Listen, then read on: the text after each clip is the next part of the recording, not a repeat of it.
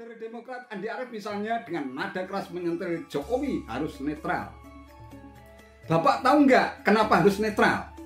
Kalau jagoan Bapak kalah, Bapak akan dikejar rakyat sampai lubang semut. Begitupun sebaliknya, jika menang, Jokowi akan dikejar juga. Kalau Bapak menang, tetap akan dikejar rakyat nantinya. Kalau terjadi konflik, Bapak tak dipercaya sebagai penengah.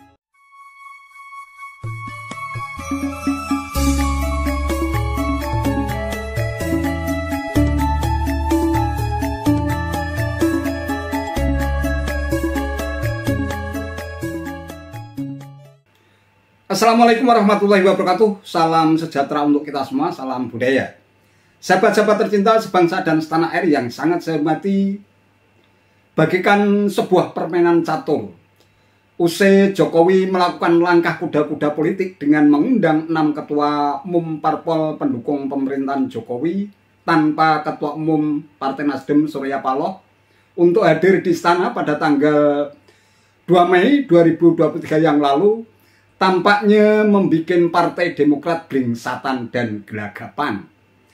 Karuan saja keluarga Cikias mengerahkan pion-pionnya untuk menyerang dan mengepung Jokowi.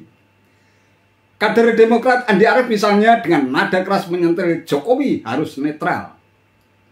Bapak tahu nggak kenapa harus netral? Kalau jagoan Bapak kalah, Bapak akan dikejar rakyat sampai lubang semut. Begitupun sebaliknya, jika menang, Jokowi akan dikejar juga. Kalau Bapak menang, tetap akan dikejar rakyat nantinya. Kalau terjadi konflik, Bapak tak dipercaya sebagai penengah. Bapak ingat, Pak Harto juga tokoh publik dan politik. Kata Andi Arief dalam cuitan di akun Twitternya seperti dikutip fajar.co.id 5 Mei 2023. Hal senada juga disampaikan Wakil Ketua Umum Partai Demokrat Benny Kaharman. Ia menyayangkan Presiden Jokowi yang diduga tidak netral dalam Pilpres dan Pileg 2024, apalagi menjadikan istana Presiden sebagai markas tim sukses capres tertentu. Maka Presiden Jokowi sebenarnya lagi mengumandangkan perang. Perang semesta melawan rakyatnya sendiri. Hati-hati Pak Jokowi, di dada Bapak melekat lambang negara. Lambang Presiden RI bukan lambang presiden dari kelompok atau presiden dari golongan tertentu. Kata Benny di akun Twitternya seperti dikutip fajar.co.id 8 Mei 2023. Sementara itu, Koordinator Jubir DPP Partai Demokrat Herzaki Mahendra Putra menyatakan istana presiden seharusnya digunakan untuk kepentingan seluruh rakyat Indonesia, bukan untuk kepentingan pribadi ataupun kelompok golongan tertentu. Waduh. Nah, ternyata tak hanya kader Demokrat yang meradang atas langkah kuda-kuda politik Jokowi. Wakil Presiden Republik Indonesia ke-10 dan ke-12 Yusuf Kala alias JK pun dengan gerusa-gerusu meminta agar Jokowi mencontoh sikap SBY dan Megawati Soekarno Putri menjelang berakhirnya masa jabatan sebagai presiden. Karena ini di istana membicarakan tentang urusan pembangunan, apa itu wajar saja. Tapi kalau bicara pembangunan saja mestinya Nasdem diundang. Berarti ada pembicaraan politik. Menurut saya Presiden seharusnya seperti Ibu Mega, SBY. Itu akan berakhir maka tidak terlalu jauh melibatkan diri dalam suka atau tidak suka dalam perpolitikan. Supaya lebih demokratis lah. Kata Yusuf Kala usai menggelar pertemuan dengan Ketua Umum PKB, Muhaimin Iskandar alias Caimin, seperti dikutip republika.co.id 7 Mei 2023.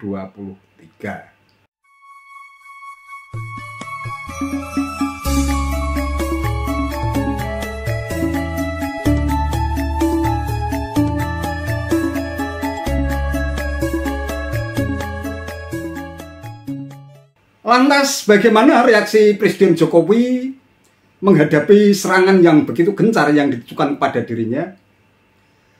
Dengan tenang, ia pun memberikan jawaban telak dan cukup mematikan.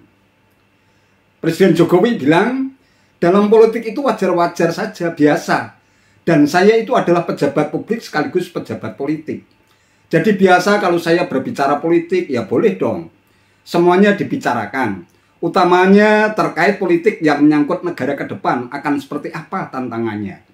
Kata Jokowi seperti dikutip republika.co.id 5 Mei 2023. Presiden Jokowi juga mengaku bahwa dalam pertemuan yang berlangsung selama lebih kurang 3 jam pada hari Selasa 2 Mei 2023 malam, ia membicarakan banyak hal dengan para petinggi parpol koalisi, terutama terkait politik yang bersangkutan langsung dengan negara ke depannya. Ia juga menekankan bahwa dirinya adalah pejabat publik sekaligus pejabat politik. Karena itu wajar apabila ia berbicara berkaitan dengan situasi politik Indonesia. Ia juga menyebut kriteria kepemimpinan nasional nantinya yang bisa mengatasi tantangan ke depan. Itu semuanya butuh kepemimpinan nasional dengan leadership yang kuat, yang dipercaya oleh rakyat, internasional, dan investor, tegas Jokowi. Ya, polemik memanas yang terkait dengan manuver politik Jokowi yang bertemu dengan 6 ketua umum parpol koalisi pendukung pemerintah yang diserang secara masif oleh kader Demokrat dan JK tampaknya mengusik ex-ketua umum Partai Demokrat Anas Urbaningrum yang disebut-sebut menjadi korban permainan hukum dan politik saat SBY berkuasa untuk ikut berkomentar. Ia pun membongkar habis bagaimana manuver politik SBY ketika menjelang berakhirnya kekuasaan SBY melalui akun Twitternya @AnasUrbaningrum pada tanggal 7 Mei 2023. Cuitan itu ia sampaikan untuk menjawab sebuah pertanyaan yang ditujukan kepada dirinya, apakah memang benar SBY tidak pernah menggelar pertemuan politik di istana.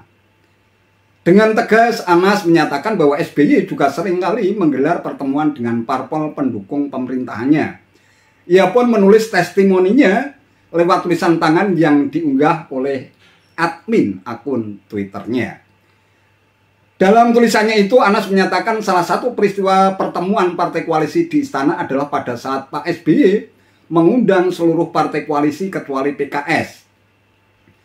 Pertemuan tersebut dipimpin langsung oleh Pak SBY yang meminta pandangan dari seluruh pimpinan partai-partai pendukung koalisi pemerintahan.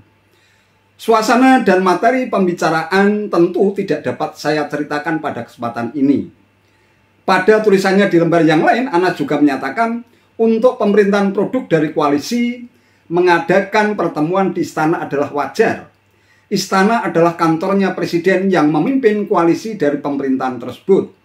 Bahkan presiden boleh membuat pertemuan silaturahim atau bicara kontestasi gagasan dengan pimpinan partai oposisi di istana. Yang tidak patut adalah kalau bikin rakernas, rapimnas, atau kongres partai di istana. Wow, tamparan yang benar-benar keras ditujukan pada Demokrat yang gencar berteriak menyerang Jokowi.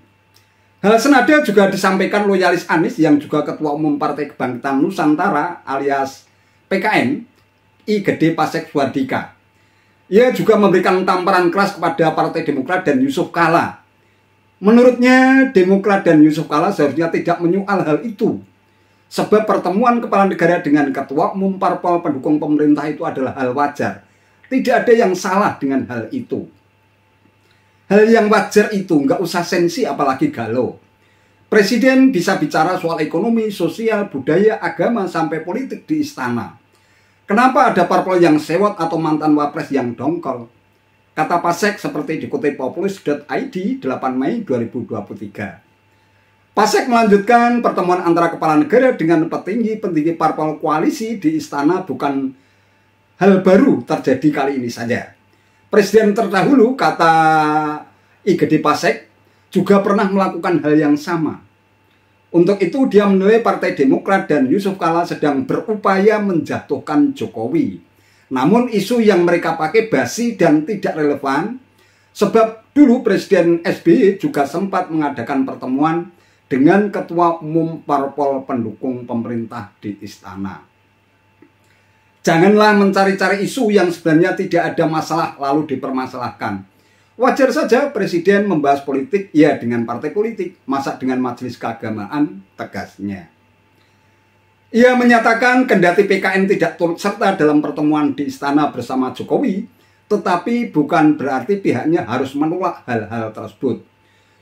Dulu saja urusan KLB Partai Demokrat di Bali, saya diundang di istana juga bicara oleh Presiden SBY saya itu. Wajar saja urusan politik di istana, kata Pasek. Ya. Pernyataan Anas Urbaningrum dan Igede Pasek Dwadika memang ada benarnya. Siapapun yang menjadi presiden di negeri ini tentu sah-sah saja menggelar pertemuan dengan ketua umum parpol pendukungnya di istana. Seperti kita ketahui, hajat demokrasi 5 tahunan pemilu dan pilpres tentu menjadi tanggung jawab presiden sepenuhnya agar kontestasi politik dalam siklus 5 tahunan itu benar-benar bisa berlangsung secara umum, langsung, bebas, rahasia, jujur, dan adil. Selain itu, tentu presiden terpilih dari kajian demokrasi 5 tahunan itu tentu sangat diharapkan menjadi sosok visioner yang mampu menjalankan kebijakan pembangunan berkelanjutan yang sudah dijalankan dan diprogramkan presiden sebelumnya. Bukan sosok yang gencar mengusung tagline perubahan, tetapi tidak jelas gagasan dan program macam apa yang hendak dilakukan untuk melakukan perubahan yang gencar diteriakkan di ruang-ruang publik itu. Itu saja yang bisa saya sampaikan. Terima kasih atas perhatiannya. Wassalamualaikum warahmatullahi wabarakatuh.